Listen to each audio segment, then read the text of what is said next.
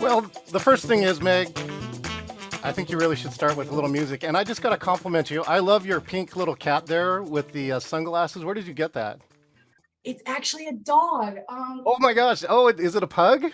It's a Frenchie. My mom found it for me. It's a cookie jar, and I Oh, have kept it for years despite not owning a pink Frenchie. I have a brindle one.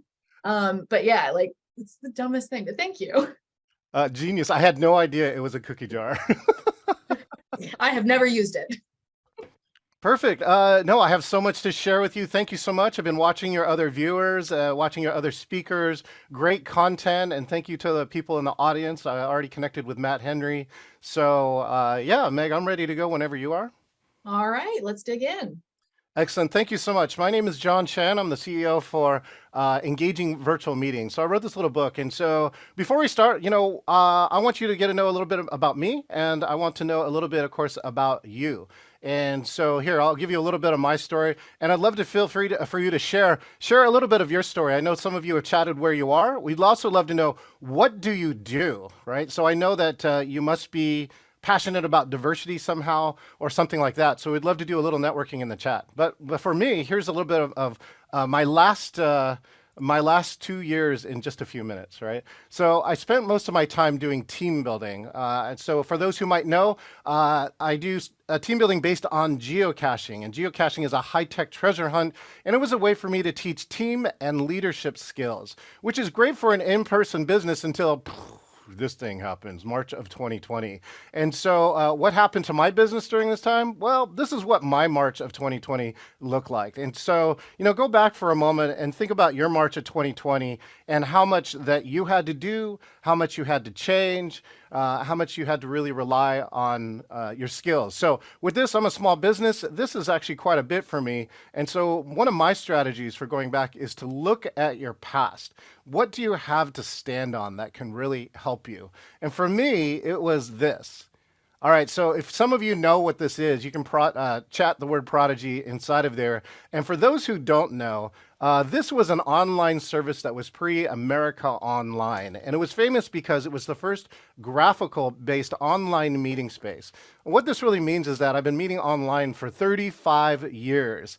And in fact, in 2011, I wrote a book called 50 Digital Team Building Games. And so basically for decades, I've been trying to get people online so we can meet like this.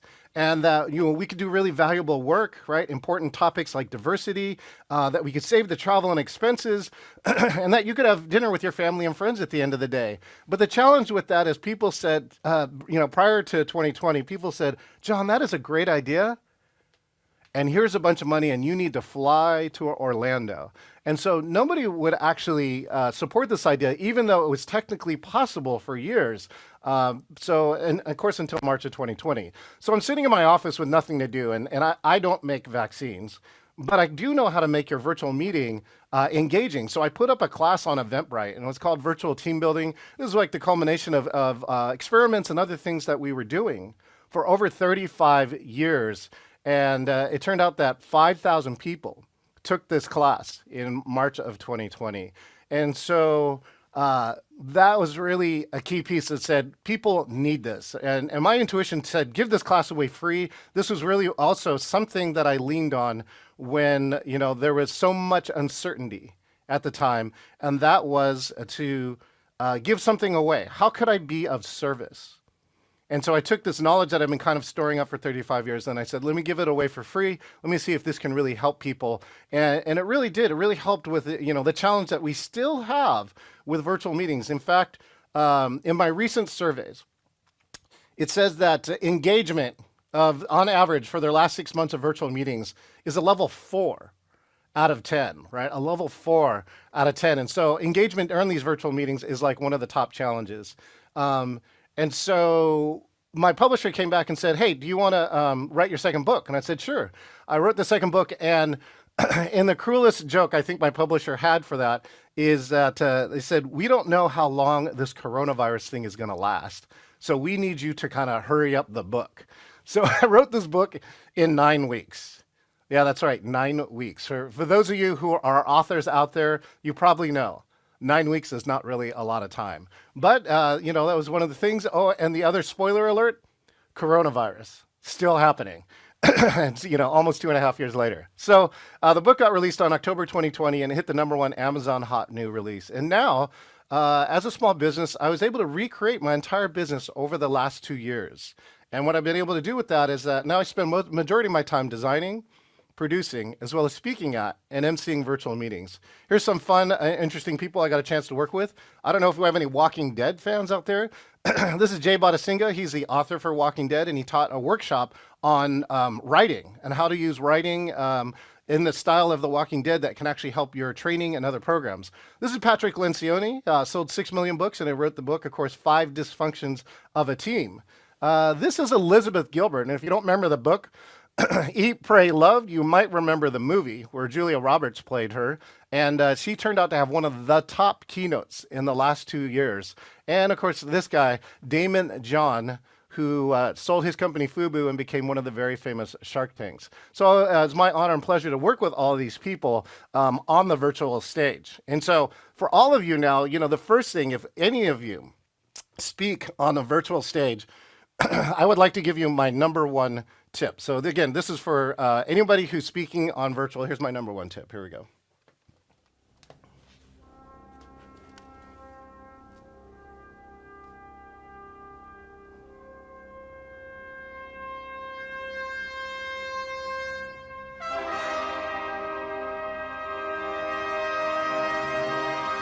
That's right.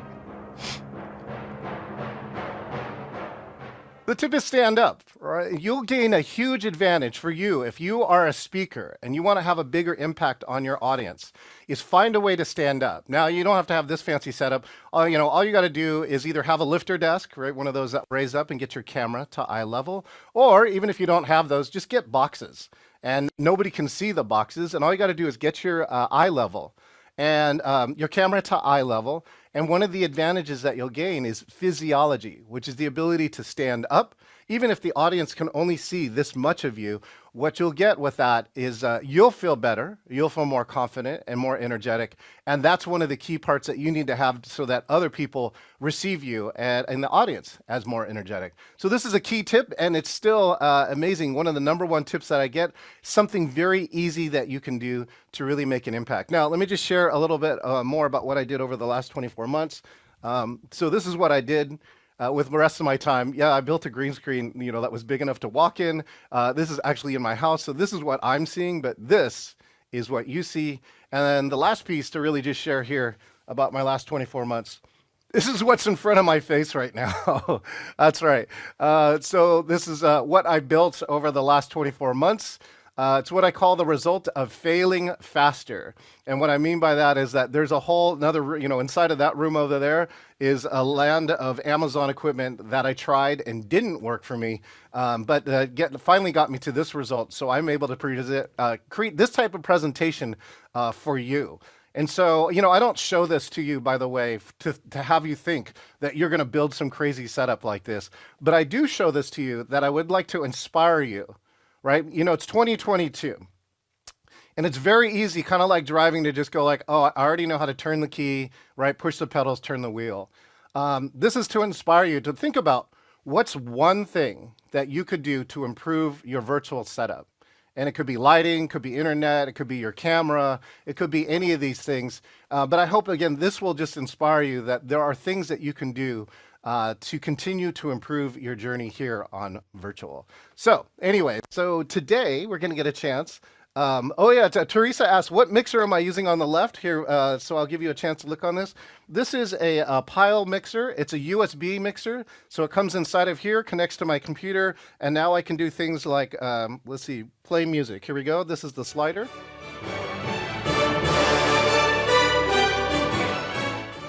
And so the reason why this is so much better is that I don't have to click any buttons before I share any music. It's part of my mic system, so it just goes straight through no matter what meeting I'm on. Otherwise, there's a really cool crafty trick, which is share screen advanced computer audio for those who want to try it out.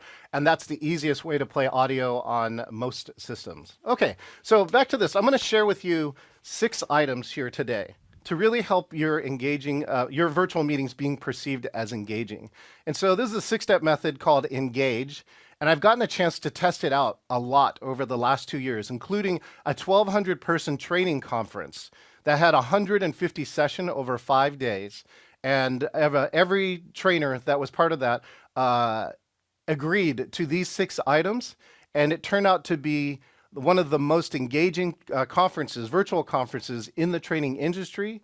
It has also turned out to be the only 100% live. Many other people use recording, so I appreciate here that Power to Fly is using live presentations with that, and it really became a hallmark inside of the training industry. All right, so there are 6 letters here that I'm going to share with you, and the first one is this. So if you, again, every time you do one of these letters, the odds of your virtual meeting being perceived as engaging go up.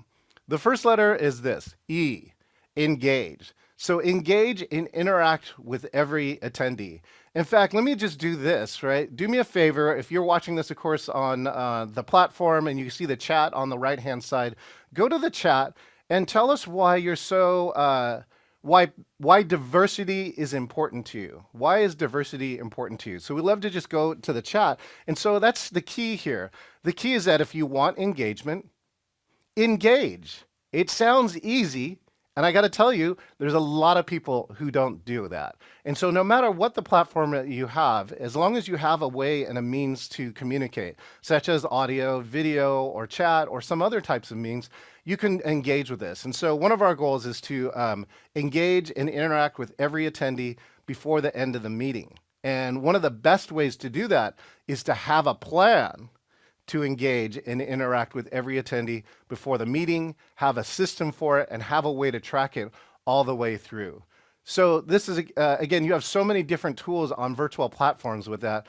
And one of the easiest ways in small meetings is just have everybody check in. And it doesn't have to be a long check-in, but at the beginning of your meeting, if you have people check in and just report in with 1 or 2 lines of what did they do this week, what's a success they want to share, it could take 2 to 3 minutes of your meeting. But I know that one of my friends that was working at a library said that she asked to do this with her manager, and that not only did they get more work during the hour after that simple part of engaging every single person at the beginning of the meeting, she reported back that they got more engagement through the rest of the day. So that's really key. E is engage and interact with every attendee. So the next challenge is the overwhelmed host. So some of you are hosts of meetings, meaning that you are the person who creates the Zoom link, right? You are the person who admits everybody in. You might be the person who has to mute the noisy mics as they come around, right? You might be the person who has to chat and so forth. In fact, I have one of my friends, and she started running a meeting in March of 2020. She probably felt a little bit like this, because here's all the things that she had to do in March of 2020. She wrote the marketing, wrote the registration, set up her Zoom room, ran her own security, keep track of engaging with every person, recorded a stream Facebook Live. She shared her own slide deck, chatted with attendees while presenting. She set up and ran the breakout rooms. She showed the video and chat logs after the meeting. And at the end, how do you think she felt? Oh my goodness. Well, yeah, you're probably right. Exhausted or overwhelmed. And so, yeah, you might be the overwhelmed host. And so here's the next tip that I can really give you. The N in engage stands for N. Never lead a meeting alone. What I'm excited here is that I have the Power to Fly team with me. Mega, I know, is hanging out here in video. Bridget helped me check in inside of a green room. So all of these aspects here really work. And then even for myself, who I've been online, meeting online for 35 years, I still get caught on mute. Right? It's happened. I'm just going to let you know. And that's because, I like to share this part. It's not your fault. It's not your fault, because this technology is still designed in such a way that you as a human are not quite getting all the clues or cues that you need, such as that you're speaking or that you're online, so forth and so on. And so the best thing or easiest role that you can shift off is the role of a producer, which is why we're showing all these cool television pieces here. I know today we have a producer here joining us on Power to Fly, as well as we also have chat room moderators and so forth and so on. All of us are working together as a team to make it engaging for you, the Power to Fly audience. And so this is really a key of never lead a meeting alone. And so by, say, getting a producer, that allows me to do this, stay focused on you, the audience here, and allow me to share this message with you without having to go do things like, and now I'm going to share my screen. Okay, great. So N is never lead a meeting alone. The next tip is this. Maybe you've seen some of these online. Let's take a look. How about I'm too close to my camera? How about my good friend, oh, my internet froze? How about I've got way too much headroom and my best friend, I have no idea how to use a green screen. Right? So our next letter here is G, and the G stands for good looks. We have a quote and a statistic around this. The quote is, our virtual backgrounds are the key to the image that we present of ourselves. All virtual backgrounds is key to the image that we present of ourselves. Here, let me just show you inside of this background. This is one of my actual physical backgrounds in my office here. And look, it fit around my head. Imagine that. And I've added some things on here, which are awards to let you know, in the background. This is why I actually asked to see Meg's item. I really want to see what people put inside their background. And he usually tells me something about them. And so in this case, this is an award. This is actually a patent that I got while I was working at Microsoft. This is my book, which says, hey, maybe I wrote a book. Maybe I actually know a little something. And then in this one, a photo. And for those of you might not be able to see this, this is a photo of me tandem skydiving. And let's just do this, right? You just met me, most of you. Like I don't know of how many friendly people, but I know that I have a theory. We're all just friends. We just haven't met yet. And let me just do this. Go to the chat and let me know if you saw a photo of me skydiving, what could you guess about me? What could you guess about me? And so, of course, some other people before you said too, at least he's a risk taker or he might be adventurous. And I'm giving you these clues inside of here because, 60 to 65% of all of our language is body language and as well as the background. For those of you who might have read the book Blink, by Malcolm Gladwell.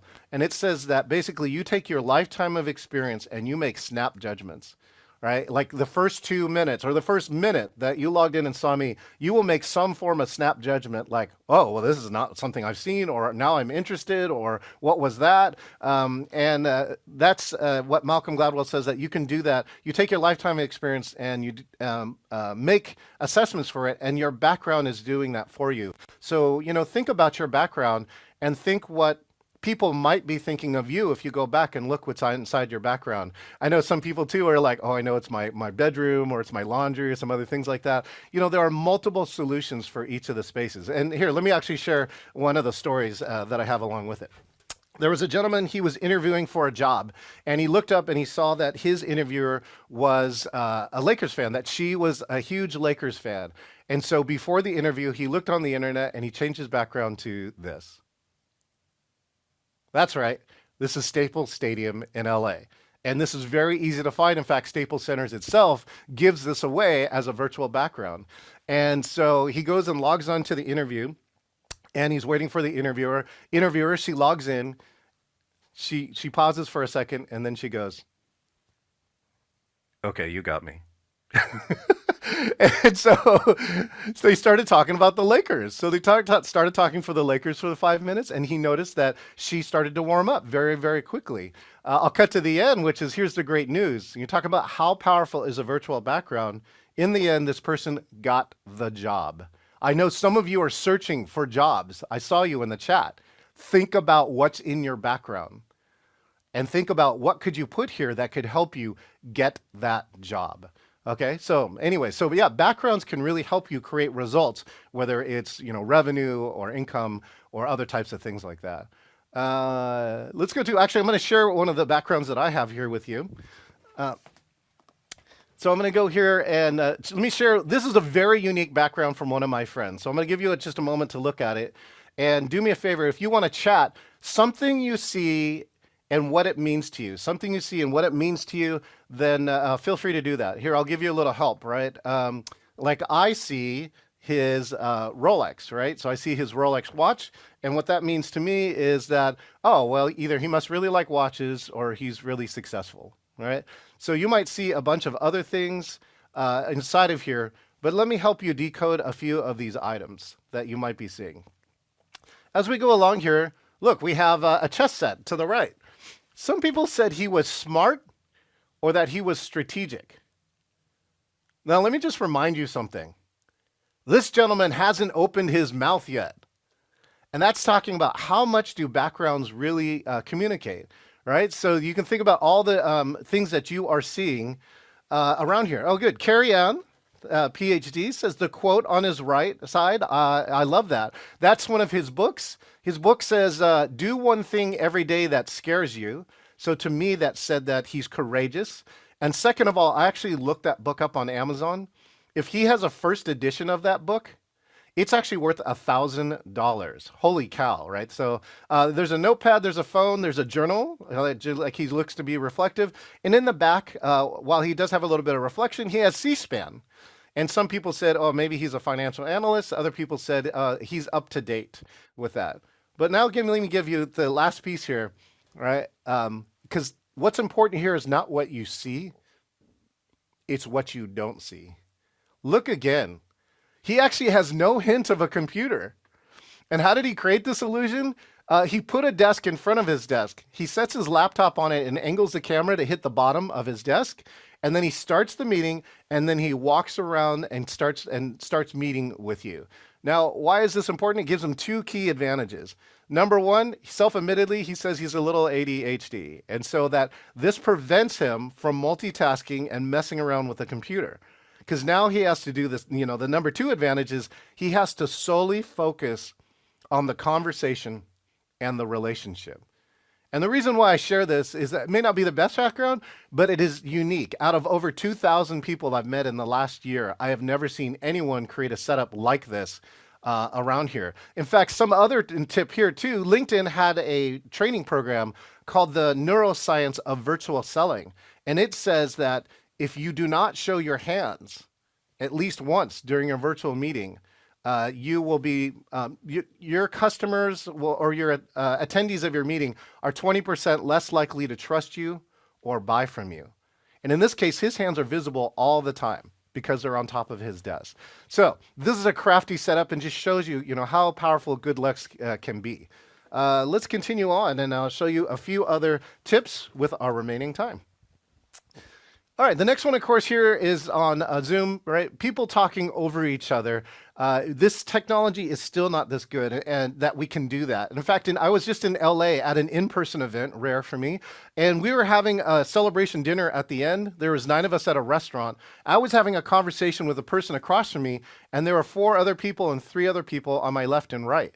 And I said, that was the one thing. I said, I had to stop the conversation in the middle. And I said, here's the one thing we can't really do on Zoom, which is have that multi-person conversation, even though we're all in proximity, and only be able to zero in and focus on one person. So anyways, until that we solve this technical problem, one day I'm sure it will happen.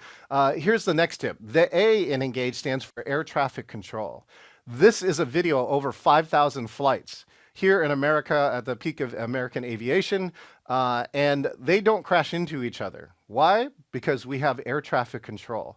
And so I'd like for you to think that your audio channel is exactly the same way, that look for how you can just get one person to talk as the host of the meeting. And so you just resolve ties between 2 people. There's lots of different systems to do it, but I can tell you that it's a little bit of the go slow to go fast. And so that if you have one person continually talking in a meeting, that you'll actually go faster because you won't have to stop, repeat yourself, and make sure that people are all understood. All right, so that's the A. Here comes the next one. Can't work online. This was even more prevalent in March of 2020. In fact, in April of 2020, I got a story of 7 PhDs who were at a university here in Seattle. And they were trying to meet online and make a very important decision for their students in a 1-hour virtual meeting. And one of the people, the PhDs, came back and she said to me, we were unable to make this decision, John. And I said, why? And she goes, because we don't have any of the systems to do it, and we have never rehearsed to do it. And so one of the keys here is trying to figure out how can we work best online. So my next tip here is the last G in Engage, stands for get productive with virtual tools. Get productive with virtual tools, and look for all the tools on your platform. So they can start here, of course, with chat, which I feel like is the second most engaging tool on virtual, to polls, to reactions, to all sorts of other types of things here, whiteboards. Learn how to use those tools, train them to your audience, and you can find sometimes that your virtual meetings can be even better than your in-person meetings. And one of the best examples is for those who know how to get multiple people to edit a single document. All you got to do is go to Google Docs or like a OneDrive with Word or whatever you're using for shared documents, and then give the link to everybody. And in one of my classes, I do an exercise where I get 8 people to write a poem in less than 6 minutes. And if they discover that they don't have to wait serially for each other, you can actually see all 8 lines being written at the same time. And so that's one of the ways that you can get more work done in a shorter amount of time. In fact, even in one of my friends' conferences, he had 45 people that were given a link to Google Sheets, and the 45 people wrote a case study in 90 minutes online where they were unable to talk with each other in person, but they were only able to communicate with each other inside of a Google Sheet. And here's the secret to that story. That happened in the year 2000. This technology has been around for a long time. Now is our time to learn how to maximize this and get your teams and your attendees in your virtual meetings to use it. The last piece I have here is this. How many of you have had Zoom fatigue? Right, quite a few of you. I think we talked about it a little bit here in the beginning. And thank you for that, Meg. Do me a favor, go to the chat and let me know the maximum number of hours you've been in virtual in a single day. And here, I'll help you share mine. Mine is 25 and a half hours. Oh, wait a minute, what? Isn't there 24 hours in a day? Well, yes, I was asked to produce a 25 and a half hour meeting for a friend's birthday, because she had friends all the way around the world. So we actually did that, and Zoom actually can run a meeting longer than 24 hours. You know, I got 3 keys out of doing all the research on Zoom fatigue, and here are the 3 main reasons that people get Zoom fatigue. Number 1, you don't have the muscle for it, which is that if you were not meeting online before March of 2020 and you tried to do an 8-hour day, you're going to be exhausted. It's going to hurt, right? And the equivalent is if you don't work out and you try and do a marathon, it's going to hurt. Okay, so that's the first one. The second one is this. Isn't it great when you get a keynote speaker who maybe is saying some of the right things, and then all of a sudden, okay, so hopefully producer didn't freak out. 1, I'm just messing with you. But number 2 is the technical challenges are the second thing that cause a lot of Zoom fatigue. So if you have weird things on your head, if your audio is breaking up, if you're losing internet signal, that's the second thing that causes Zoom fatigue. And here's the third one. Well, Meg said that I could share 4,000 hours of the best tips about how to have engaging meetings. Okay, now hopefully good. Thank you, Meg. Meg's gonna wake up for that. So I'm gonna give my last tip. I was here before, but I was like, no, this is fascinating. I don't want to interrupt the presentation. Well, we got the last tip here. Oh, yes, the last tip is this, which is where we're gonna talk about end on a high note, Meg. So we got this from Product Market Research. If you have a product market demo and you can architect a high note in the last 3 minutes of your presentation, people are more likely to buy. And so with that, Meg, I'm going to share my last piece here. My high note is that I want to meet you people in Power to Fly.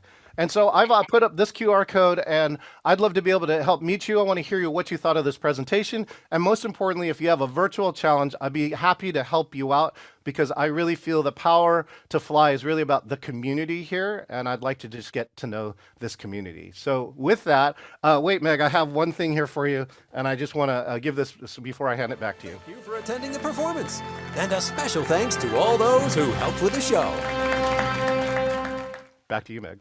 I love that, John. Thank you. You're reminding me of all the kind of like little bells and whistles we used to do with our virtual events, and you've inspired me to start putting more of them back in. So thank you for that. You're welcome. This was wonderful. This was absolutely great to sit through. Thank you so much for spending your time and sharing your expertise with us. My pleasure, Meg. I look forward to seeing you next time and seeing you online. Absolutely.